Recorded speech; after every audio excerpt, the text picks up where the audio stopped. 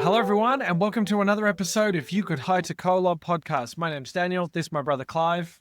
Hello, everybody. Welcome. Another part two. I feel like every single episode, I think we're maybe one where we haven't done a part two this year. I mean, I say that, but once we start getting into judges and kings, we'll probably slow down a bit. But, there's just so much going on at the beginning here. Yeah, absolutely. Well, let's kick straight off, Clive. I've got the quote. This is a really simple one from a great book written by a lady called Barbara Morgan Gardner called The Priesthood Power of Women. Really, really great book. If you haven't got it in your library, I suggest to grab a copy. This is a section, it's actually right in the introduction where it says questions regarding women in the priesthood. And one quote, Elder M. Russell Ballard is quoted in here as saying, when men and women go to the temple, they are both endowed with the same power, which by definition is priesthood power. Really great book. Definitely check it out. The Priesthood Power of Women. Great. So we're doing Abraham. We're doing a part two. Clive, we got up to chapter 14. So shall we get straight into these wars? We're going to talk a bit about Lot. Where should we start? Where should we kick off this second episode? Well, look, I mean, it's no secret now. Everybody knows that when it comes to big words for me, it hasn't been a great ride. So if you're like me and you're trying to read Genesis chapter 14, you might come across the first verse and go, and it came to pass in the days of king of, king of, like it can be quite difficult with all these crazy names. But the actual chapter 14 is so easy to misunderstand if you're trying to keep up with who's who. So I thought I would just quickly run through the story of chapter 14 because in chapter 14, because it's sort of like there's Abraham and things that are happening with him and Lot, and then this war happens, and then it gets back into Abraham and the Abrahamic covenant and Isaac and all that sort of stuff later. So it's sort of like chucked in here, like we need to put this in, so it must be quite important. So I thought I would just quickly run through the story, and you can jump in anytime, but I'll try and just be brief. Okay, so essentially the story of chapter 14, it goes like this. So for 12 years, 5 local kings were paying tribute to an Eastern empire called Cataleoma. And Cataleoma was a great empire compared to these 5 local kings. So these local kings, they call themselves kings, now would probably just call themselves maybe mayors or something. Like they're quite small and insignificant compared to these great other empire rulers. So in the 13th year, so they've been doing this for 12 years now, in the 13th year, the 5 kings rebelled against Cataleoma.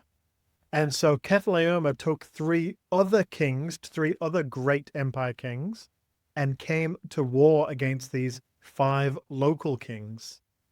So these 4 eastern kings, Cataleoma being one of them, and the other 3, they absolutely crushed the 5 local kings, destroyed them. In amongst one of those kingdoms of the 5 local kings, in amongst them was Sodom and Gomorrah. And we know from part 1, Lot ended up being in Sodom. He pitched his tent near Sodom. So when the 5 kingdoms were destroyed by these 4 eastern kings, Sodom and Gomorrah and a bunch of other places were taken over, and Lot and a bunch of other people were taken prisoner. So that's where the first half of the chapter goes. Now the next part, in verse 14, Abraham gets wind of what's happened. So Abraham understood what's happened, and he's decided, well, I'm going to go out and I'm going to try and rescue these people that are taken prisoner. And do you want to just read 14 and 15 for us, Daniel? Because I've just talked. No problem. And when Abram heard that his brother was taken captive, he armed his trained servants, both in his own house, 318, and pursued them unto Dan. And he divided himself against them, he and his servants by night, and smote them, and pursued them unto Habah, which is on the left hand of Damascus. So this reminded me so much of a lot of the wars that happen in the Book of Mormon. They like Abram takes his men, only 318 of them. Like he says that they're trained, but they're trained from his own house. So they're just men that have been in his house. They're not these extravagant soldiers. No, they're basically his house servants. They're people that he employs to keep him going. Exactly. The same herdsman that argued with Lot, so they're just these men. But he goes out at night and he comes around the back. So Dan is on the north side. So they go around the north side. And it's strategic in the same way that when you read the Book of Mormon and you found the Lamanites strategically went and fought the Nephites. So very, very similar. So they went out and they basically just beat them and they got the prisoners back. And when they brought the prisoners back, they were able to obviously free Lot and all the other people. Now, Abraham, before the other part of the story, he stops and he goes to Melchizedek. And now this is one of the first times that we're hearing about Melchizedek in the Old Testament.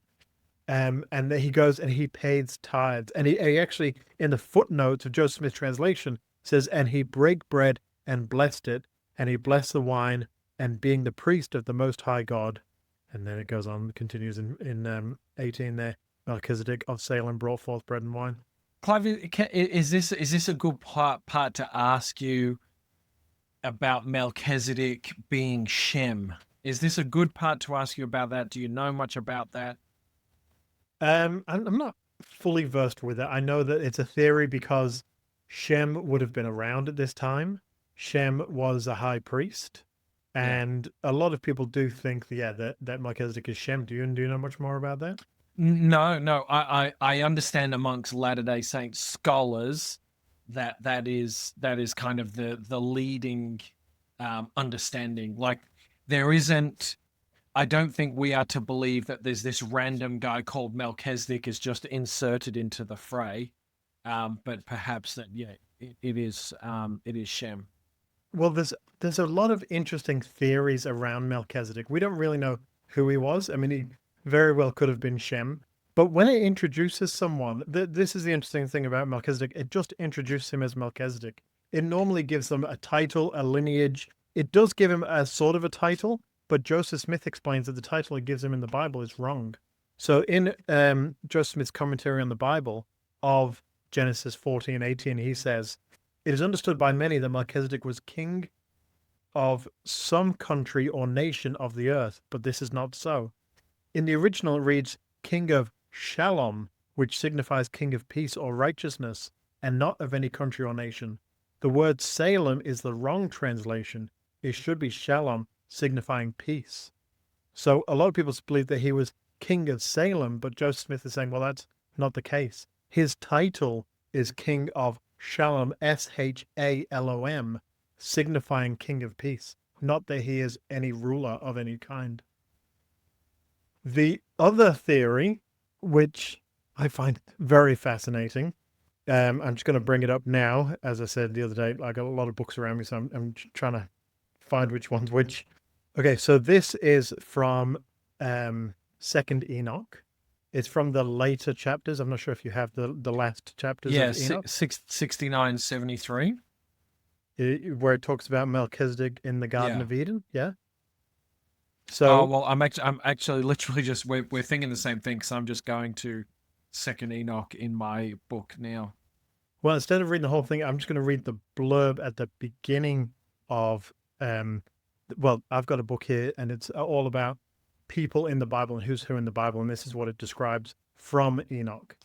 One of the most distinctive features of Second Enoch is the account of Melchizedek's miraculous birth, a narrative found nowhere else in ancient literature. After Enoch's final departure to heaven, the text follows the priestly succession through his descendants, culminating at an extraordinary birth. Nir, N-I-R, Noah's brother and priest of Enoch's lineage, discovers that his elderly, barren wife has mysteriously become pregnant. She dies during childbirth, but from her body emerges a fully developed child bearing an insignia of priesthood on his chest. And this is where, Melchizedek comes from.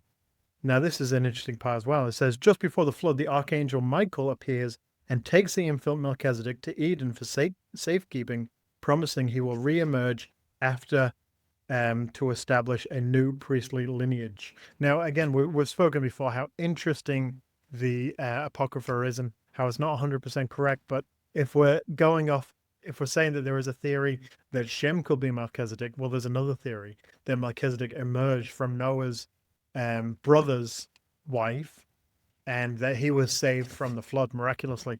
Again, we're not saying it's doctrine, but it's just another really interesting thing that's found in these books.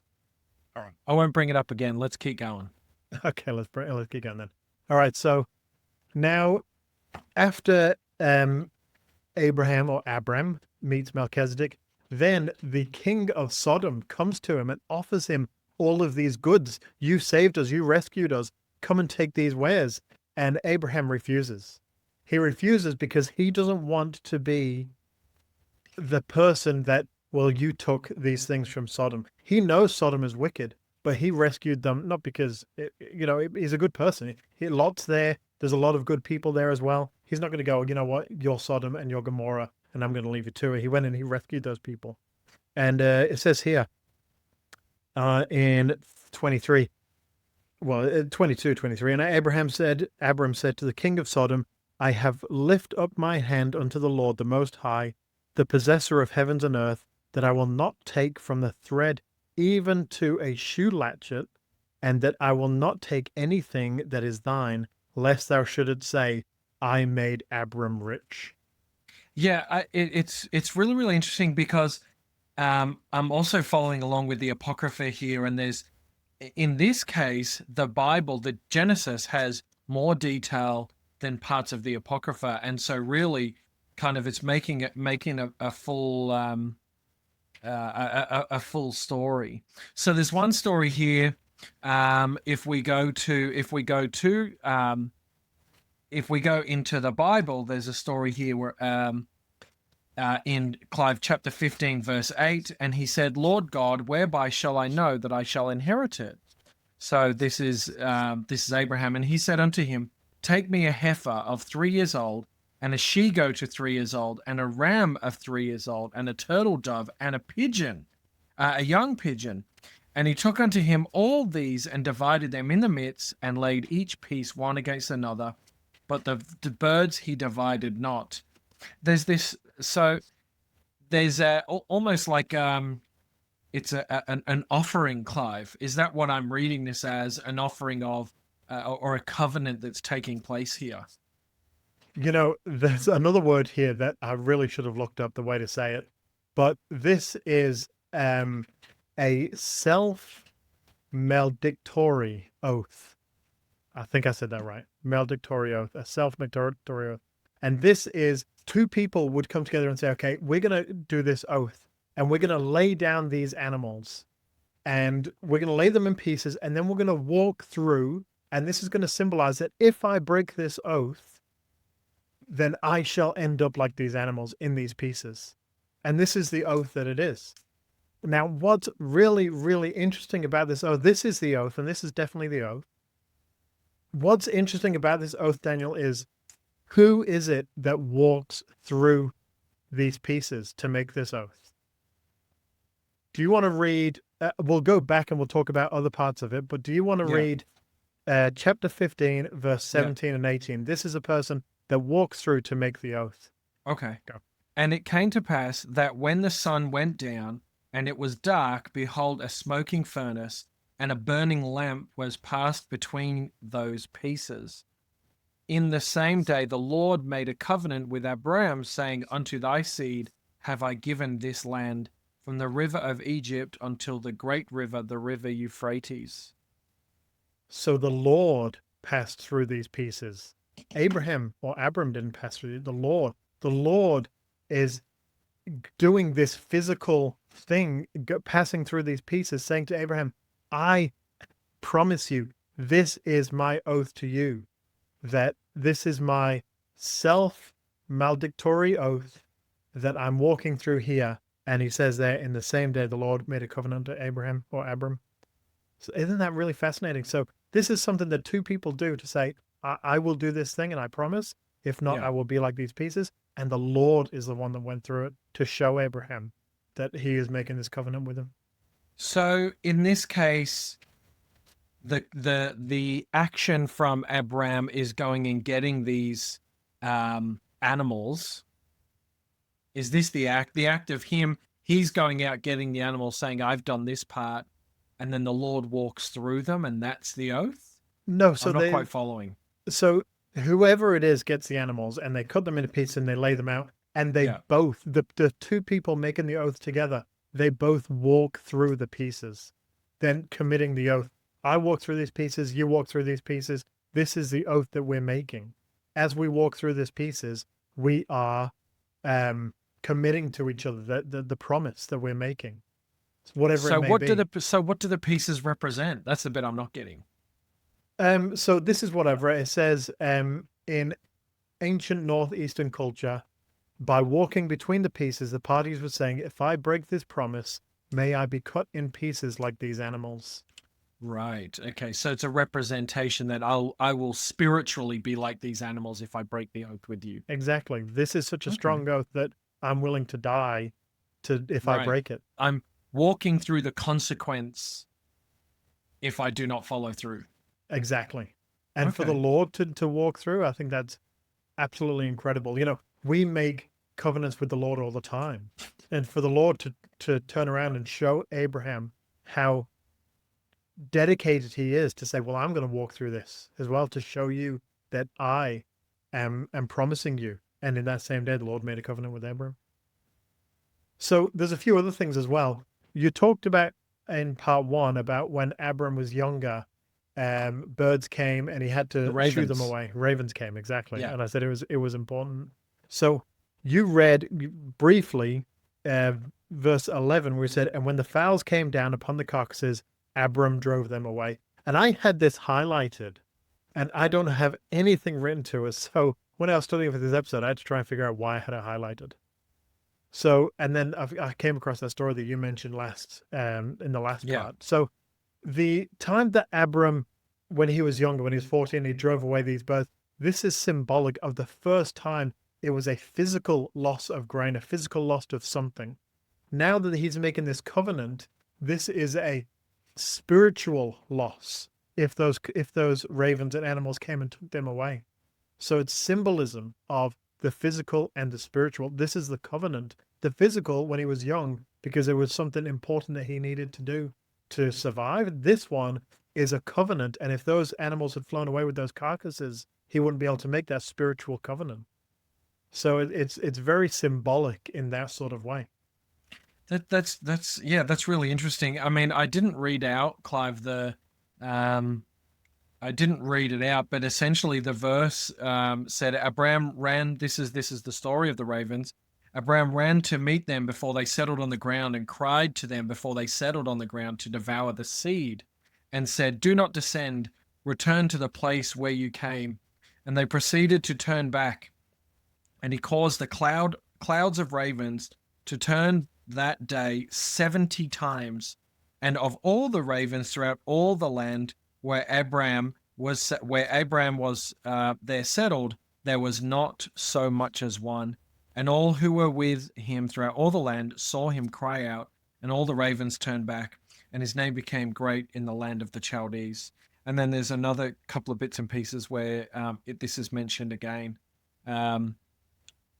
In order to put the seed thereon, the seed fell down from that on the share of the plow and was hidden in the earth, and they no longer feared the ravens. They no longer feared birds. It goes on and on. There's a fair bit about it. Yeah. So that is directly linked. So this is a physical and this is a spiritual? Exactly, because what you just read there, it was important for Abram, and the people rejoiced over it, and it saved them. So that was the physical aspect of it. And then this is the spiritual, because it's the covenant part. So even though it's such a small verse that could easily be missed over, it's actually quite important. In the Ethiopian Orthodox tradition, fowls or birds are frequently taught as symbols for the 4 world empires, Babylon, Persia, Greece, and Rome. And so for them to devour this sacrifice is them to take over these covenant people. And so in the Targum Pseudo-Jonathan, it The says what? instead of, I'll explain the name in a minute because I had to look up why it was called that. Right. I'd always just seen it and just accepted that it was called that. But then when I really thought about it, I thought, why was it called that? But anyway, this verse actually says, and there came down idolatrous people who are like unto clean birds to steal away the sacrifice of Israel. But the righteousness of Abram was a shield over them. And so that's what. Let me just quickly take a minute here to explain what that is. So I'll read it out. So it's the Targum Pseudo Jonathan is a Torah expanded translation. So it expands and explains the Torah to English readers, right? And it was Right. originally called and I'm going to get this wrong, originally called the Targum Yerushalmi, or the Jerusalem Targum. Now, it was printed in error centuries ago under the abbreviation for Jerusalem was misread as Jonathan, referring to Jonathan ben Uzel, a famous scholar in the day. Oh, Now, Jonathan Ben Uzel. Oh, yeah. of course, Yeah. Old So John. since scholars eventually realized that it wasn't actually named after him, they had to add the pseudo part, so they couldn't change the name. So they had to write pseudo, meaning falsely attributed to. So it's really the Targum falsely attributed to Jonathan because it should have been Jerusalem. I mean, imagine that on a business card. The font must be tiny. Anyway, super important, very easily missed, and Okay. just a great chapter. All right. I'm glad we covered it because now we're going straight into 16, right? And in this case, this is where we start getting into Abraham's lineage now, and we start to work on this point. And immediately, the text straight away introduces us to Sarah, who will become Sarah. Abram's wife bare him no children, and she had a handmaid, an Egyptian, whose name was Hagar. And so Abraham is talking to his wife, and she says to him, behold, now the Lord has restrained me from bearing. I pray thee, go in unto my maid. It may be that I may obtain children by her. And Abram hearkened to the voice of his wife. And so now we see this kind of complicated back and forth, which in the end would result in children for Abraham. And of course, we learn about the Abrahamic covenant. And then we, of course, at the end of chapter 17, we come into the covenant of the circumcision as well. Yeah, the only thing I really want to mention about this is it always bothered me how angry Sarah got with Hagar, because it just seems so unfair that she decided, go to your handmaid, have a child with her, and we'll raise it together. But Genesis 17, it always seems so unfair to me. So I had to look around at other versions to try and understand what it was that the point was trying to get across. Now, everything else that I've read, she wasn't as angry as it explains in the Bible. So Josephus says that she loved Ishmael so much with affection. He even says, not inferior to that of her own son. So she loved Ishmael just as much as she loved Isaac. Yeah. Only sending him away when Isaac was born because she was worried about the age gap and Ishmael would hurt Isaac. Right? That's what he explains. In the Ethiopian Bible, it says that after celebrating and sacrificing to God, because she was able to have a son, she then got jealous that Ishmael would want to be heir over Isaac. And so that's why she sent them away. But the Bible has it that immediately, as soon as Ishmael was born, Sarah just got so jealous and forced Hagar away and made it a really uncomfortable situation.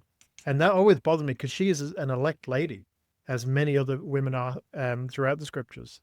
And so it didn't seem fair. And so now that I have that understanding, it makes a lot more sense. And she was blessed. I mean, bad things did happen to Hagar and Ishmael, but she was blessed as she went about. The Lord came and visited her and comforted, and she left Ishmael under a tree and all that sort of stuff. But we might talk about that next week. But anyway, so I think I just want to get the point across that it's not Sarah isn't this vicious lady that it seems to make it out in the chapter 16 or 17 there. Okay, so I wanted to talk about. Um, do we want to talk about the circumcision much? I guess I wanted to touch on the name change, and get your kind of thoughts on that, and this idea that they are blessed, or this is perhaps their heavenly name, and the Lord is kind of getting things in line with them. Yeah, I mean, I don't really know much about like there's name changes all the way through the scriptures. I mean, not all the way through, but it does happen. I mean, I guess the most famous one off the top of my head would be Saul and Paul. Like leave Right. your I thought you old were going to say life like as Jacob and Israel. yeah. Well, I mean that's definitely one as well. Hmm. I mean, there's a lot. I was This just is thinking of this Saul and is Paul. now trivia. Yeah. Well, I was thinking of Saul and Paul because the example of in your old life you were named Saul, but in Right. your new life, you're accepting Christ into your life and being reborn, your name is now Paul. And so, I mean, Abram was a good guy when he was Abram. So it's not to say that, well, your new life being a better person is Abraham, but it might symbolize a new life, a new covenant. You've made this covenant with me, and so now you're moving up to becoming Abraham, and Sarai is now becoming Sarah, I think. But there's a lot of speculation of the reasoning why behind it, but I think it's more, and from my understanding, I think it is more of I've made a covenant with the Lord, and now that covenant and it talks about we talked about it, I think maybe last year or maybe the beginning of this year in the book of Revelations, it talks about that a new name will be given to you. So it makes sense that, that's the case here. Well, I feel like chapter 17 is really about covenant making, and specifically about outward expressions of them following the Lord. And so I guess this name change could be in line with someone. Well, my spiritual name, or the name I've been endowed with, is X. Um, Clive, one thing that I thought I would mention is, if we go to if we're in chapter 17, so there's a bit happening.